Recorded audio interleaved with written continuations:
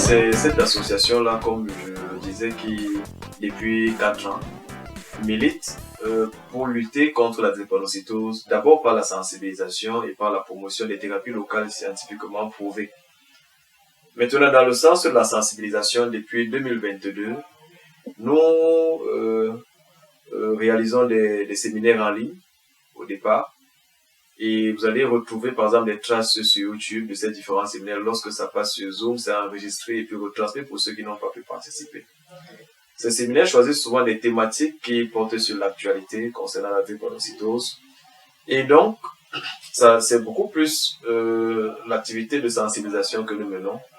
À côté, nous avons des pages parce qu'on s'est rendu compte que le drépanocytaire, parfois, son meilleur compagnon, c'est son téléphone, c'est son ordinateur. Lorsqu'il n'a pas pu aller à l'école, ou lorsque cela a été difficile, le jour où il n'a pas pu partir, c'est dans le téléphone qu'il reste. Voilà.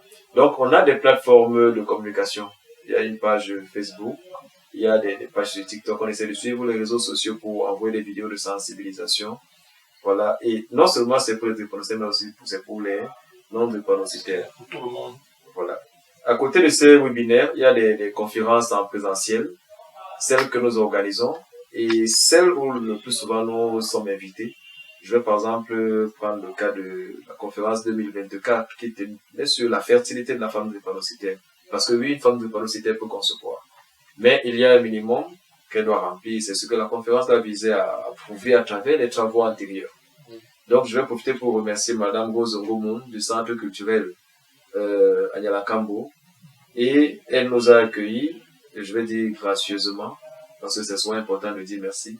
Elle a cru à ce projet et elle a dit voilà le centre, venez. On a pu tenir cette conférence où on a sensibilisé le centre culturel Giraud Cultural Center. Voilà. On a aussi travaillé en collaboration avec d'autres associations, par exemple à Yaoundé, à Bertois, et ainsi de suite. Parce que le fait d'avoir plusieurs associations, ça donne l'impression comme pour les causes différentes.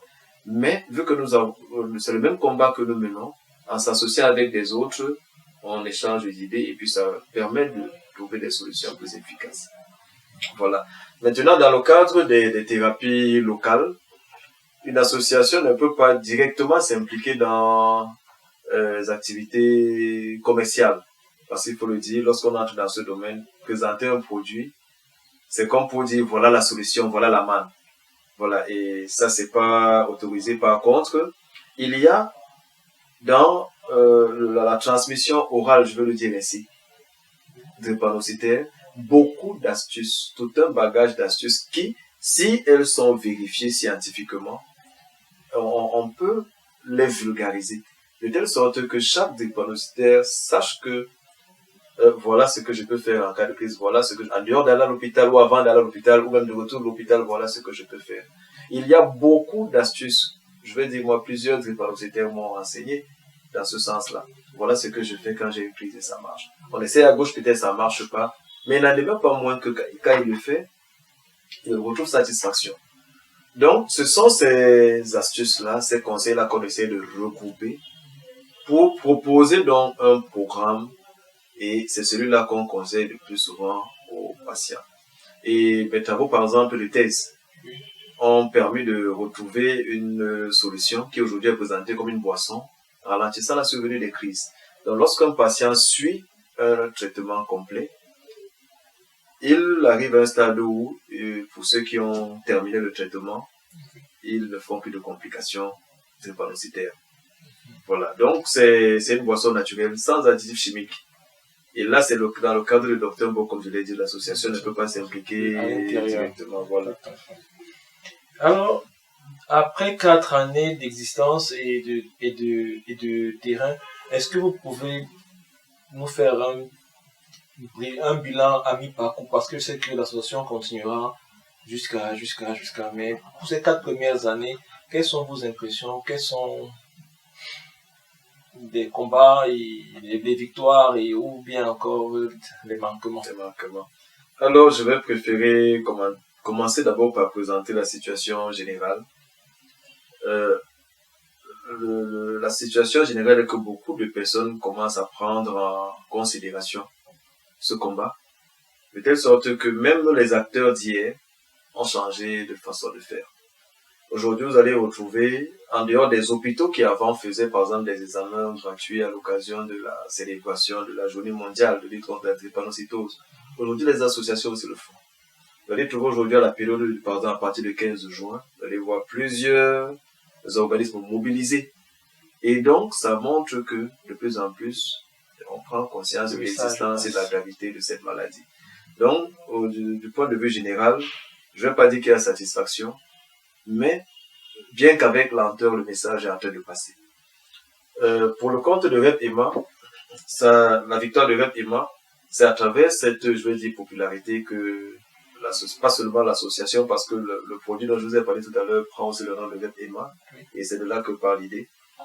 Ou de plus en plus, sans avoir à marcher pour faire la promotion, sans avoir à aller chercher les patients en disant voilà, ils viennent de plus en plus et on espère que la conférence, par exemple du 18 juin prochain, va permettre de leur ramener tous ceux qui seront là. Parce que lorsqu'on est plus nombreux, la communication est beaucoup plus facile. Voilà, donc ils ont, au fur et à mesure, les malades, et même les non-malades, parce que c'est là ce que nous voulons faire, voilà, associer malades et non-malades, de telle sorte que on est un groupe soudé, capable de mener des actions pérennes dans la lutte contre la drépanocytose. La grande victoire, c'est ce ralliement de beaucoup de personnalités au sein de l'organisation, au sein de la lutte. Maintenant, les manquements, et ça ne peut pas, comme manquement, ça ne peut pas manquer, voilà. Il y en a beaucoup. La plupart sont d'ordre logistique, d'ordre financier, parce que au départ, l'idée Rep Emma, en tant que promoteur, c'était une idée personnelle, sans subvention, sans aide. C'était juste une dette morale. Je le dis toujours. Je me rappelle en 2018, lorsque je vais à la rencontre de l'AND, Association nationale de drépanocytose du Cameroun. À lieu de leur rencontre, le président avait autorisé qu'en 5 minutes, je présente mes travaux parce que je devais venir solliciter des prélèvements. Il m'a dit, il y a beaucoup de personnes qui viennent pour charlatan, nous sommes toujours comme des cobayes, c'est pour ça qu'on se défie, mais présenter si les autres vous font confiance. Ce jour, lorsque j'ai présenté le projet, il y a une maman qui était sur le point, elle était prête, elle pensait que c'est ce jour que je vais prélever. Elle voulait venir avec son bébé de 2 ans, drépanocytaire, pour que je prélève. Parce qu'elle m'a dit, si vous faites ce que vous voulez faire là, et que vous êtes convaincu, tel que j'ai vu, alors nous croyons en vous. Je lui ai dit, je n'étais pas venu prélever. Mais je suis rentré, cela, je pense, a été le grand moteur. Parce que je me suis dit, imaginons le parent, ce n'était pas certes on était dans un milieu hospitalier, mais je ne pouvais pas voir que c'était le désespoir. Au contraire, ça avait suscité de l'espoir et il fallait tenir. Et ce jour, la seule promesse que je lui ai faite, c'était que, après la thèse, le travail et la lutte devaient continuer. Donc, c'était ce projet personnel là où il fallait parfois choisir entre manger ou tenir une conférence en ligne avec Internet qui n'était pas toujours évident.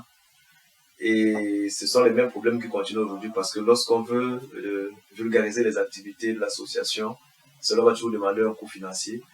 Et on n'a pas toujours la possibilité d'avoir des donneurs, des personnes de bonne volonté, et ainsi de suite. Du coup, ce sont les fonds personnels qui permettent de faire tourner. C'est pas évident.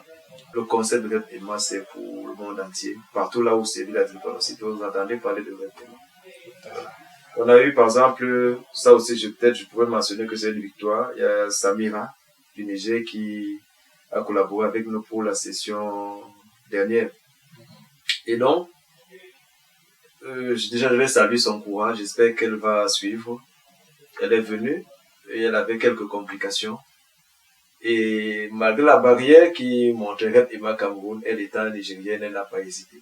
Au point où lorsqu'on a fini le séminaire, on a dû faire une vidéo où on sollicitait de l'aide des autorités de son pays.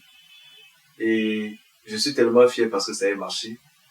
Elle m'a contacté, dit voilà, on m'a appelé, il y a des associations qui m'ont appelé, des médecins qui m'ont appelé, et puis on l'a pris en charge. Actuellement, elle a été opérée au niveau de la hanche. Elle avait carrément une ostéoporose qui empêchait déjà de marcher. La semaine dernière, elle faisait une vidéo, elle m'envoyait comment elle marchait, elle disait à chaque fois, elle écrit, elle dit merci. Donc, ce genre d'action-là, lorsqu'on voit, on ne peut pas se limiter seulement au Cameroun. Donc, en principe, c'est REP-EMA tout court. Le concept au départ, c'est REP-EMA Cameroun. Mais REP-EMA Cameroun pourra continuer à militer uniquement au Cameroun. Mais le concept REP-EMA, c'est partout où on parle de drépanocytose.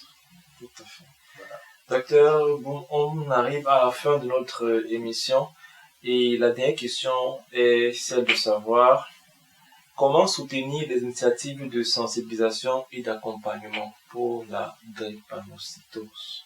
Comment nous pouvons soutenir ou alors comment on peut être soutenu? Tout à fait, ça va des deux sens. Comment vous pouvez être soutenu et comment vous pouvez soutenir? Alors, je vais commencer par comment nous pouvons être soutenus parce que nous, le plan d'action est déjà défini chaque année. Ce qu'on doit faire, comment on va le faire, c'est déjà défini. Et maintenant, pour être soutenu, on a besoin d'aide logistique, on a besoin d'aide financière. Je ne vais pas passer par 4 chemins. On a besoin de matériel, on a besoin de financement pour pouvoir travailler. Donc, si une âme de bonne volonté aimerait, on ne demande pas de venir investir au sein de l'association, mais même rejoindre l'association pour suivre le fonctionnement et contribuer. On a aussi besoin de cette aide-là, même les ressources humaines. Donc, je peux être là peut-être parce que vous, par exemple, vous avez une particularité, vous pouvez aider dans la communication, quelqu'un peut venir parce qu'il a par exemple un centre de santé, l'autre peut venir avec ainsi de suite. C'est la somme de tout cela qui va créer un cadre où, au sein de l'association, on peut garantir ne serait-ce que le suivi et la prise en charge des drépanocytaires. Ça, c'est surtout ce dont on a besoin. Maintenant, là où nous pouvons aider, notre slogan porte sur la sensibilisation. Et donc, partout où nous serons appelés pour sensibiliser dans le cadre de la lutte contre la drépanocytose, nous irons comme nous le ferons déjà. Donc, s'il y a une association qui aimerait une expertise pour communiquer, pour sensibiliser, présenter n'importe quel aspect dans ce combat, nous sommes ouverts et nous pouvons contribuer à ce niveau.